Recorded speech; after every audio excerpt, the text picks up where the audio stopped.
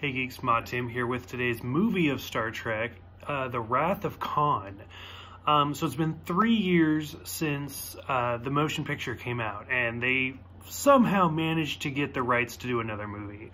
Because as bad as the motion picture was, most people, the crew included, did not think that they were going to get another movie, but they did, luckily, because I feel like this is probably the most well-known movie. It's probably one of the best Star Trek movies, if not the best. Just everything's on point with this. The writing, the acting, everything. So the story goes that the writers kind of went back and watched every single episode of the original series, and they felt like Space Seed was the best episode that kind of deserved a sequel. And then they basically just started from there and continued forward. They ran into a couple of problems. For one, at this point, Ricardo Montalban, who played Khan, had been filming Fantasy Island for several years now. And so he kind of had to bounce back and forth. He himself said that he had a lot of difficulty getting into the character of Khan after being in Fantasy Island for so long. And because he was filming that, he wasn't really available to film with the rest of the crew. So it's kind of interesting. This movie has an interesting aspect that Kirk and Khan never actually meet. They talk through the screen and they talk through communicators, but the two of them are never actually in the exact same place in a scene together. So that's kind of interesting. I think The Fifth Element's the only actual movie that comes close to that, where the protagonist and the antagonist are never together. It's also kind of interesting that when Khan first sees Chekov, probably one of the best known bloopers, he goes up to Chekov and he says, "I never forget a face," whereas Space Seed came out in the first season and Chekov wasn't introduced until the second season. Now, of course, Chekov could have still been on the Enterprise, and Walter Koenig has come up with a lot of different jokes that, like, Chekov was in the bathroom and Khan was banging on the door and he's like, "I'll never forget this." So that's kind of interesting. So in Space Seed, when Khan and the Botany Bay are sent off, one of the Starfleet historian, Marla, goes with them. And that actress was actually supposed to return, but she had MS, and so she was kind of wheelchair bound, and she wasn't really able to do the filming and stuff that was required. So unfortunately, they decided to respect the actress and not recast her, but they just killed off the character. But you hear her mention several times that Khan is angry at Admiral Kirk because of the death of his wife. So it's kind of interesting. I'm curious to see what the movie would have been like if she had survived. Like, would she have been like a conscience for Kirk or for Khan, or would she just be there pushing him along as well? So I kind of wish, like, in some other universe, to see what that would have been like. It's interesting to see the end of this movie where Spock does the overhead monologue at the end instead of William Shatner, and they kind of change some of the wording. Instead of the 5-year mission, it's now her ongoing mission, and instead of to seek out new life, it's to seek out new life forms. So that's just kind of going to show that they're pushing to kind of update and keep things a little bit new and a little bit fresh. So like I said, I love this movie. For the first movie, Gene Roddenberry was really trying to keep things the same, and it wasn't working.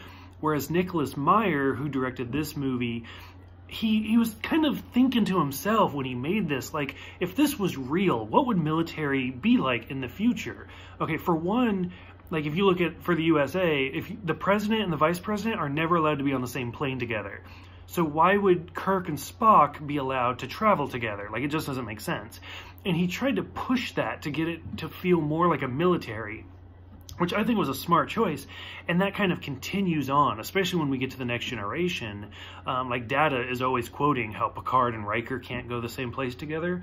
So I really, really like that. I thought that was a great choice, and he was a great choice as a director for the franchise in general, because he really kind of changed everything. So I am a big I'm really into Foreshadow. I think Foreshadow is great. And I feel like it's also kind of a dying art. For example, I'll kind of keep it a little bit Star Trek related. There's a Transformers movie where Leonard Nimoy's in it. And at the very beginning of the movie, somebody's watching TV and Star Trek comes on. He's like, oh, I've seen this one. This is the one where Spock goes crazy and kills everybody. And I was like, I swear to God, if Leonard Nimoy's character ends up being a traitor, I'm walking out of this movie. He did, and I didn't, but I should have, because that's bad foreshadow. It's just not done right. You should never be able to guess the end. This is one of my favorite foreshadows that I didn't get the first time I saw this movie. When Saavik is in the beginning of the movie and she's doing the Kobayashi Maru, and the whole crew dies, and then later on Kirk opens the door and Spock's there, and Kirk goes, "Aren't you dead?" When you watch it, you're like, oh, that's kind of funny. But then when you get to the end of the movie and he does die, like, it's such a good foreshadow. It's one of my favorite moments of foreshadow, like, ever in any sort of film. Which, by the way, like I just said, so this is the first instance of the Kobayashi Maru, the infamous Kobayashi Maru, where Kirk cheated to win. And we will see this again in like the 2009 movie where we actually see Chris Pine as Kirk cheating to get past the system. So that's kind of interesting. And I also like how the first scene of the Kobayashi Maru, you see 3 Klingon vessels.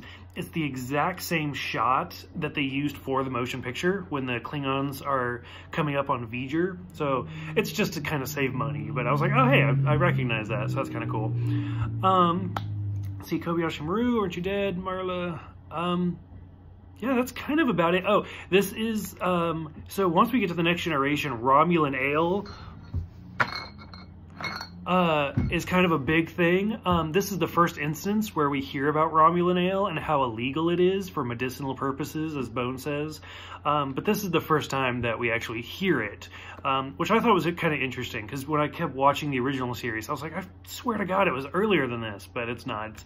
We don't hear it until this movie, and then it kind of continues on.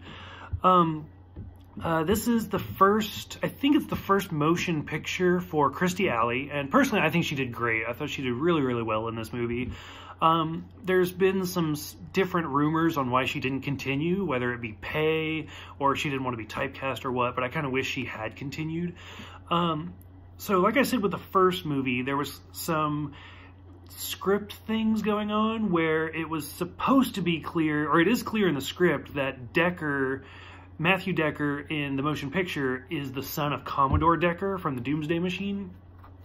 Well, supposedly in this movie, in the script, it's supposed to be very clear that Sarek is half Klingon, or half Romulan. Oh, that'd be interesting. Half Romulan and half Vulcan. But we never really hear it in the movie or get any indication. But that is supposed to explain why she has some scenes of emotion. So like when she's doing the Kobayashi Maru, she says damn when she's losing. And then when she sees Scotty's nephew, I can't remember his name, she gasps, which also supposedly they had like a love affair, but she gasps at the sight of his body. And then the infamous scene, she's actually crying at Spock's funeral. So supposedly it's much more clear in the script, but I always thought that was kind of interesting because for a human and a Vulcan to have a relationship, Sarek always just said that it was the logical thing to do. But I mean, they're kind of diplomats, so it makes a little bit of sense. Whereas Romulans and Vulcans are like, they're enemies and they hate each other. So I'm really kind of curious to see like the backstory behind that. Like I've always wanted to know what was going on with her parents. Or if it was something similar that we see with like Tasha Yar, which, oh, that's some spoilers, sorry, for the Next Generation. But yeah, I don't know. I've always kind of wondered what's going on there. But like I said, I feel like this is probably the best movie, at least the most well-known movie. I'm sure most, if not all of you guys have seen this. So go ahead, let me know in the comments below. Because I had some technical difficulties, I'm recording this, not doing it live. I might do some more live later on though, because I did like the interactions we had.